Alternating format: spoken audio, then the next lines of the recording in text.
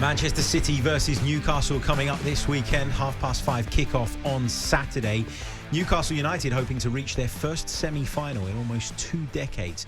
But of course, a tough opponent stands in their way in Manchester City, the reigning champions of the competition. Now, Darren, this probably means a bit more to Newcastle United, doesn't it? Because this is a side that I think progressed really, really quickly under the sort of stewardship of Eddie Howe in the early days. And they almost, started punching above their weight to the point where the level of expectation has risen, and maybe unfairly. But this season, they've had a real sort of coming back down to earth, right? They're mid-table. They crashed out of the Champions League at the group stages.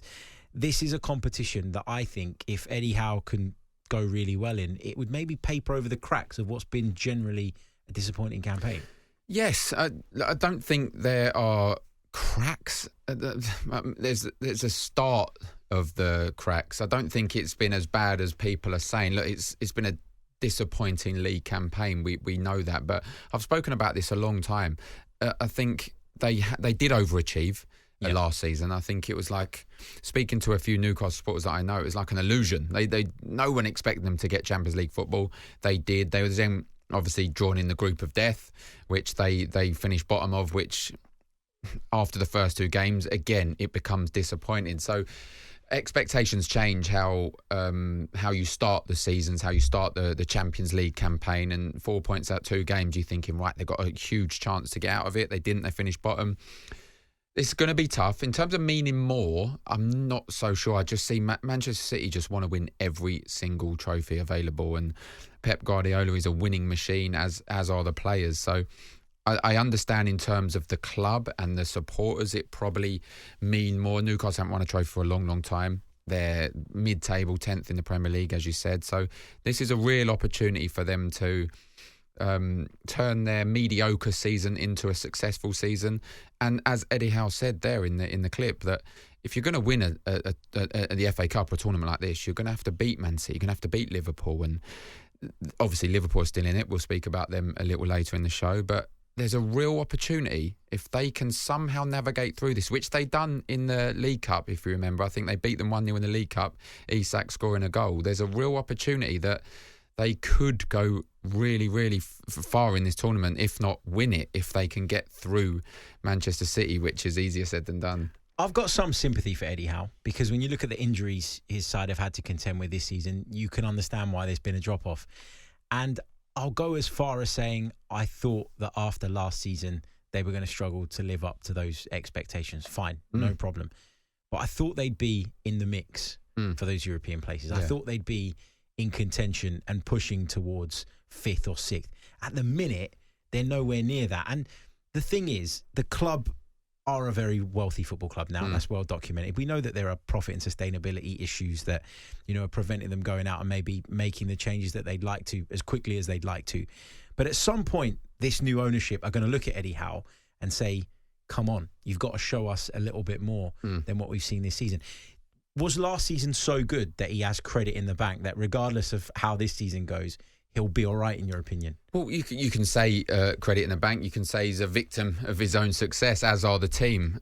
Just how well they done last season, finishing where they did was an incredible finish to the season. Of course, getting Champions League football, no one thought that. I say no one, I predicted it, by the way. I'm just going to throw that out there. But the season before, I predicted that would happen. But there we go. I didn't then predict that they'd be mid-table of the Premier League the following season. But I think it's happened in reverse. I think last season should have been what's happening this season, and then last season should be happening now. So they should have progressed that way.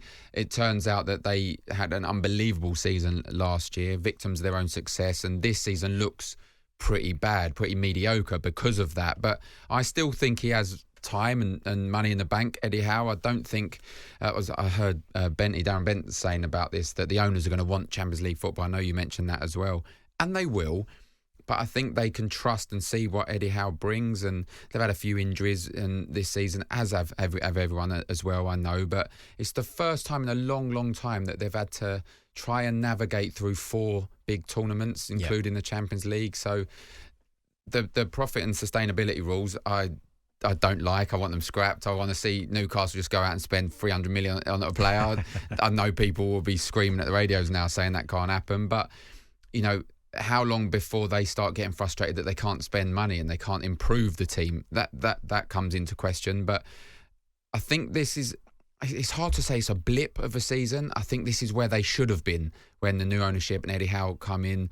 They just had a freak season last season, but next season is the one. If they finish again mediocre, like bottom of the table, mid-table, I think you could see Eddie Howe under a little bit more pressure than he is.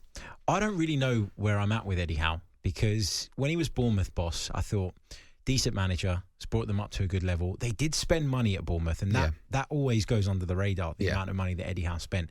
They're a good attack inside, and I thought, looking at Eddie Howe as a coach, the one thing that I'm not convinced he can do is set up a side to be defensively resilient.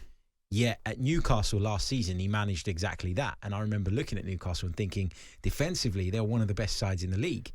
Yet this season, they're conceding a ton of goals. That can't just be down to personnel being unavailable. That's got to be a system thing as well, surely, because we know he went and spent time with Diego Symeone and watching sort of his methods and stuff to brush up and improve on that side of his game.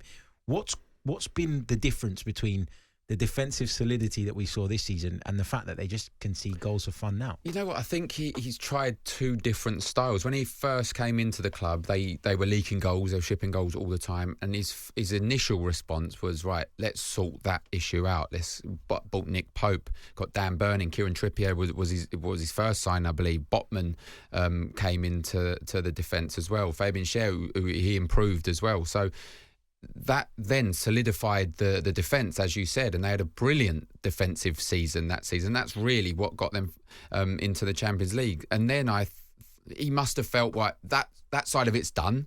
Now let's concentrate. Let's buy Isak and Anthony Gordon, Harvey Barnes, players like that can come in, and Guimaraes, who can get the play going. So I think he's gone from a total defensive responsibility to, right, that's sorted, let's go out to all-out attack. And he has to find that middle ground. And I think that's why I'm saying he'll be fine this season, I feel. But next season, he has to kind of find that middle ground in terms of, you can't keep shipping goals like you are, especially with the quality of players. Nick Pope being injured not helped. I know Dubravka's a good replacement, but I don't think he's quality of Nick Pope. Kieran Trippier's picking up little injuries every now and then. That's because he's a leader of the side. He needs that balance. Whether he brings one or two defensive-minded players in the next transfer window, we'll obviously see. But I think it's a contrast in defence and attack, and he now needs to link them both together.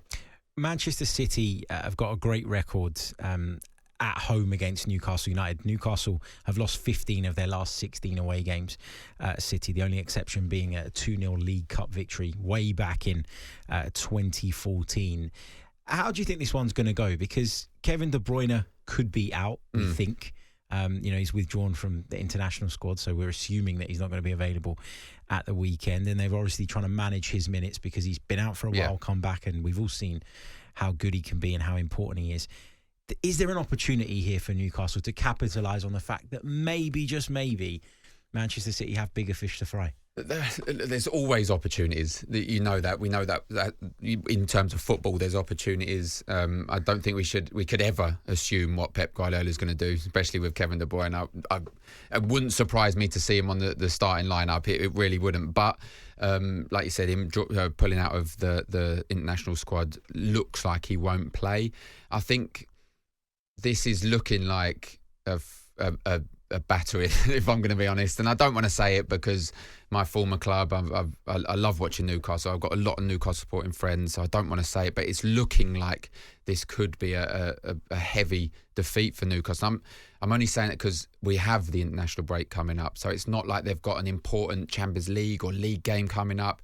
They can literally play their full strength squad, and barring injuries, and you don't want that. If you was Newcastle, ideally they'd have loved them to obviously have their Champions League game on Wednesday or Tuesday, and then they know they're going to rest a few players. But Erling Haaland scoring the 5 goals in the previous round, and Phil Foden looking world class at the moment. You never know, but it's looking like this could be really, really difficult for Newcastle. And you mentioned the international break there. Nobody wants to sit on that kind of damaging defeat, do they? If that is indeed what happens at the weekend. Should be a fascinating game. Manchester City against Newcastle United in the FA Cup, kicking off at 5:30, of course, on Saturday.